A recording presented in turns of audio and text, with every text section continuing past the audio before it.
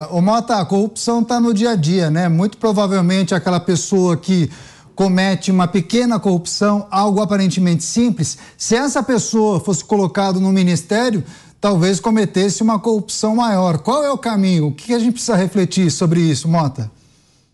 Daniel, eu confesso a você que eu tenho minhas dúvidas a respeito desse raciocínio.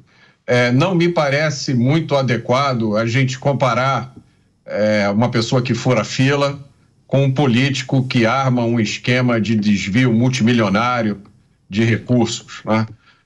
Todos nós temos os nossos pequenos pecados do dia a dia.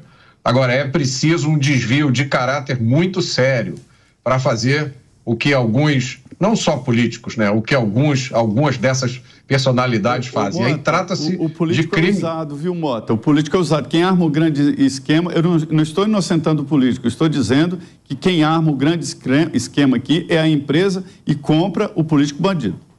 Zé Maria, minha mãe tinha uma frase, quando um não quer, dois não brigam. Já ouviu essa frase? Uhum. Eu acho que a corrupção... Não, eu acho que é a mesma coisa. Uhum. Eu acho que a corrupção... É só um detalhe. Só um detalhe. Eu acho que a corrupção... têm que comprar bandidos. Vai lá, Mota. Eu acho que a corrupção é a função de dois fatores. Um primeiro é o tamanho do Estado. Quanto maior o Estado, quanto mais dinheiro tem no cofrinho, mais a tentação é presente. Então você pega um político, né? Imaginem um político, qualquer um, que ganhe lá os seus 20 mil, 30 mil, 40 mil, muito dinheiro, né? Muito dinheiro, mas é 40 mil reais. Aí você bota esse político para tomar conta de uma verba de 5 bilhões.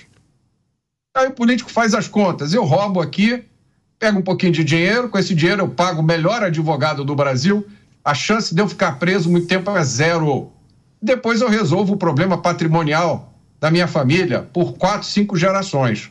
Então, quando a gente coloca um orçamento de 5 trilhões e meio na mão de um governo, a gente está criando uma tentação quase irresistível para muita gente. Primeiro ponto, tamanho do Estado. Segundo, vocês sabem, eu falo aqui sobre isso o tempo inteiro, é a impunidade.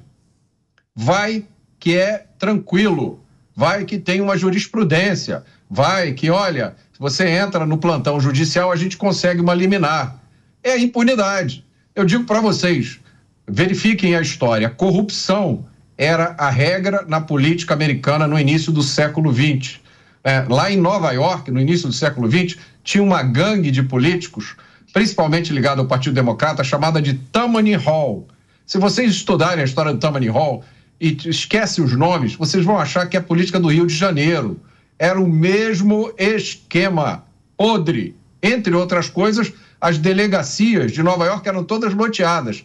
Cada um pertencia a um político, né? Uma cuidava do jogo ilegal, a outra cuidava da prostituição, e aí veio uma reação. Um dos políticos que reagiu a isso foi um cara chamado Fiorello LaGuardia. O nome dele batizou um dos aeroportos de Nova York. Ele chegou e disse, comigo acabou essa história, eu vou botar ordem na casa. Curiosamente, muito tempo depois, um outro prefeito de Nova York também fez isso, né? Implantou uma política de tolerância zero. A gente discutiu isso outro dia aqui, que foi o Rudolph Giuliani, que acabou com um monte de bagunça que tinha em Nova York. Curiosamente, Rudolph Giuliani teve, há pouco tempo, a sua licença para advogar cassada, por ter se manifestado publicamente a respeito de assuntos que envolvem os processos do seu cliente, de quem era seu cliente, o político candidato Donald Trump.